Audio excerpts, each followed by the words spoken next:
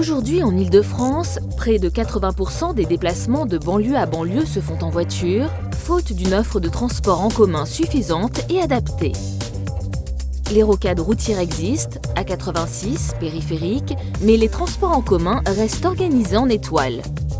En RER ou en métro, il est souvent nécessaire de repasser par Paris. 8,5 millions de voyageurs franciliens souffrent régulièrement de cette situation. Le réseau est saturé, la qualité de vie est affectée. Parfois, c'est l'accès à l'emploi qui est menacé, alors que le développement et l'attractivité de la région Île-de-France et de notre pays réclament des échanges plus pratiques et plus rapides.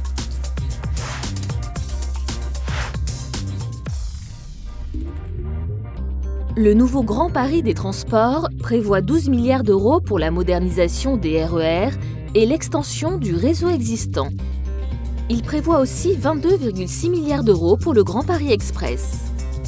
Le Grand Paris Express allège le trafic sur le réseau existant, notamment dans la zone dense. Il facilite les déplacements grâce à des correspondances efficaces. C'est aussi un projet au service du développement des territoires. Il rapproche domicile et lieux de travail, relie les quartiers aux pôles de formation, d'emploi et de santé et rend plus accessibles les activités de loisirs.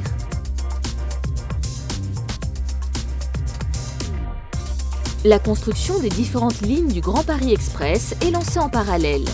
Elles se compléteront au fur et à mesure entre 2019 et 2030.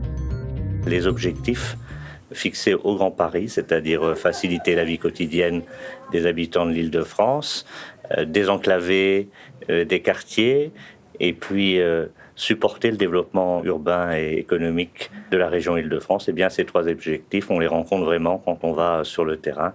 Je crois que c'est la concertation qu'il faut poursuivre. Elle est déjà bien installée depuis le début du projet, que ce soit avec les élus, mais aussi avec l'ensemble des opérateurs de transport, afin que ce réseau de transport, eh bien, il serve au mieux à, d'une part, décongestionner le réseau actuel et puis aussi améliorer encore les dessertes, notamment pour tous ceux qui viennent travailler en Île-de-France.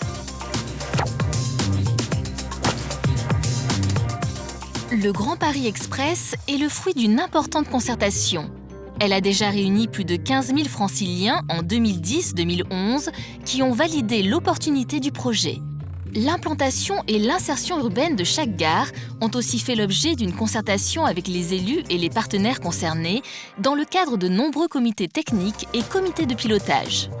La Société du Grand Paris souhaite maintenant partager ses choix, tronçon par tronçon, avec les habitants et dialoguer sur les conditions de réalisation du Grand Paris Express. Ces échanges, placés en amont de l'enquête publique, doivent être utiles, constructifs et profitables à tous.